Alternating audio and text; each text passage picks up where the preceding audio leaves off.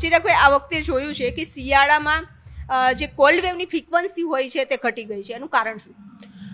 દર વર્ષ પ્રમાણે આપણે જોવા જઈએ તો કે આ વખતે ફર્સ્ટ ટાઈમ એવું થયું છે કે કોલ્ડ વેવની જે ફ્રિકવન્સી છે, લગભગ કોલ્ડ વેવ આવ્યો જ નથી એવું સમજીએ આપણે.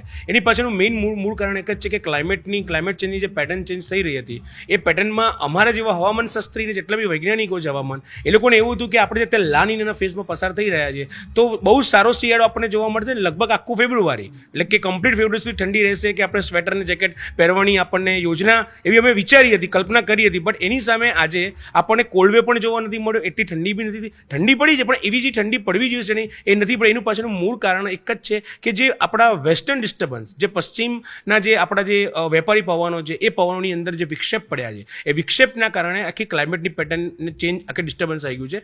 જેના કારણે શું થયું છે કે અમુક જગ્યાએ ક્યાંક ને ક્યાંક નાની મોટી સિસ્ટમ સક્રિય થઈ, એ સિસ્ટમ સક્રિય થઈને ઉત્તર ભારતમાં, દક્ષિણ ભારતમાં કે પશ્ચિમ ભારતમાં, એ ત્રણેય બાજુ એની ઇફેક્ટના કારણે આપણે જે ગુજરાતની જે ભૌગોલિક સ્થિતિ છે ત્યાં આગળ જે પવનની દિશાને જે વેગ મળવો જોઈએ અને જે ઠંડીની જે ઋતુમાં જે સપોર્ટ સિસ્ટમ મળવી જોઈએ, એ સપોર્ટ સિસ્ટમ વેસ્ટર્ન ડિસ્ટર્બન્સના કારણે મળી હતી. જેના કારણે આપણને કોલ્ડ વેવની અસર આ વખતે ભારતમાં, ગુજરાતની અંદર જોવા નથી મળી. આની પાછળ આપણે જોયું કે ભારતની અંદર કાશ્મીર ને ઉત્તરાખંડ છે કે હિમાચલ, જેમાં હિમવર્ષા પણ થઈ છે. દર વર્ષે હિમવર્ષા થાય છે અને લગભગ 8 થી 9 દિવસ આપણા અમદાવાદ કે ગુજરાતની અંદર આપણે ઠંડીનું મોજું જોવા મળે છે. એની પાછળ આ વખતે માત્ર 2 દિવસ જ જોવા મળ્યું છે. એની પાછળનું બી મૂળ કારણ એક જ છે કે જે ઠંડા પવનો આવા જોઈએ ગુજરાત તરફ ઉત્તરથી, એ પવનોમાં એક વિક્ષેપ પડ્યો છે, એ અવરોધ થયો છે. ને આ અવરોધની પાછળ આ ક્લાઇમેટ ચેન્જ બહુ મોટું જવાબદાર છે ને વેસ્ટર્ન ડિસ્ટર્બન્સ બહુ મોટું જવાબદાર છે. ચિરાગભાઈ, હવે ઠંડીના કેટલા દિવસો?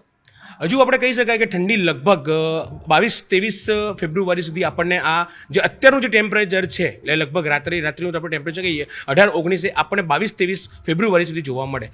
લગભગ એવું કહી શકાય કે માર્ચના ફર્સ્ટ વીકમાં જ આપણે ઠંડીને, મતલબ ઠંડી કમ્પ્લીટલી ગુજરાતમાંથી જતી રહેશે અને ઉનાળાની ધીમે ધીમે શરૂઆત થશે. એટલે કે 31 છે, 34 છે, 37 છે, અને પછી લગભગ એપ્રિલના ફર્સ્ટ વીક સુધી, એટલે માર્ચ એન્ડ અને એપ્રિલના ફર્સ્ટ વીકની અંદર આપણે ઉનાળાની શરૂઆત જોવા મળશે. તો ઉનાળો કેવો રહેશે? કારણ કે એક પણ વખત આપણે કોલ્ડ વેવની ફ્રીક્વન્સી ગાયબ જ થઈ ગઈ છે, તો હવે લાગે છે કે હીટ વેવની ફ્રીક્વન્સી વધી જશે? જરૂર છે. આ બહુ સરસ પ્રશ્ન છે કે ડેફિનેટલી આ વખતે જે ઠંડી નથી પડી, જો ઠંડી પડી હોય તો આપણે એવું કહી શકાય કે જે ભૌગોલિક દ્રષ્ટિ પ્રમાણે, કે જે જમીનનું તાપમાન છે કે હવામાનનું બંધારણ છે, એ બંધારણમાં ઠંડીના લીધે થોડુંક ઉનાળામાં આપણને રાહત મળતી હોય. પણ આ વખતે કોલ્ડ વેવ નથી જોયું, ઠંડીનું ટેમ્પરેચર આપણને નથી જોવા મળ્યું, એટલે આ વખતે હીટ વેવ તો ડેફિનેટલી આવવાનો છે. એની સાથે સાથે હું આ મીડિયાના માધ્યમ દ્વારા એ પણ કહીશ કે આ વખતે મિડલ ઓફ મે અને એન્ડ ઓફ મેમાં બી 1-2 નાના મોટા વાવાઝોડા થવાની સંભાવના પૂરેપૂરી છે. હું એના માટે કહી રહ્યો છું કે આ વખતે જે ચોમાસાની અંદર અને જે આપણે શિયાળાની અંદર જે વેસ્ટર્ન ડિસ્ટર્બન્સ આપણા ભારતની ઉપર અસર કર્યા છે, એ ડેફિનેટલી વેસ્ટર્ન ડિસ્ટર્બન્સ આપણને ઉનાળામાં બી નડશે અને જેના કારણે વાવાઝોડાની અસર રહેશે. એટલે એવું કહેવાશે ઉનાળો આવશે ખરો, ઉનાળો પાછું ઉનાળામાં બી વિક્ષેપ આવશે, પાછું વાવાઝોડાની સ્થિતિ આવશે, એટલે પાછું 8-10 દિવસ આપણે વરસાદનું વાતાવરણ, હવાની ગતિ વધી જશે, થોડુંક ઠંડુ થઈ જશે. એટલે ઉનાળો બી પ્રોપર જે આમ ધગધગતો ઉનાળો છે એ પ્રોપર જોવા નહીં મળે. એમાં બી જે લાસ્ટ યરમાં આપણે જોયું આવે જાય, એટલે એમાં બી વિક્ષેપ જોવા મળશે. કારણ કે વેસ્ટર્ન ડિસ્ટર્બન્સ અત્યારે બહુ ખરાબ રીતના બગડી રહ્યું છે. ગ્લોબલ વોર્મિંગના કારણે ક્લાઇમેટ ચેન્જ એટલું ખરાબ અસર થઈ રહ્યું છે, જેના કારણે આપણા ગુજરાત અને ભારત જેવા દેશની અંદર પણ ફોરેન જેવી સિસ્ટમ થઈ ગઈ છે. ગમે ત્યારે વરસાદ, ગમે ત્યારે ઠંડી ને ગમે ત્યારે ઉનાળો. સાયક્લોન સક્રિય થવાની વાત કરી છે, કયા સમુદ્રમાં થશે? અરબી સમુદ્રમાં. ડેફિનેટલી હું દર વર્ષે કહી રહ્યું કે છેલ્લા 2017થી જ્યારે આપણે અલ નીનોમાં હતા અને હવે લા નીનામાં છીએ, 2017થી ગુજરાત એક એવું ભૌગોલિક સ્ટ્રક્ચર છે કે જેના 1400 કિલોમીટર દરિયાકાંઠો છે અને નીચેની બાજુ આરબ સમુદ્ર છે.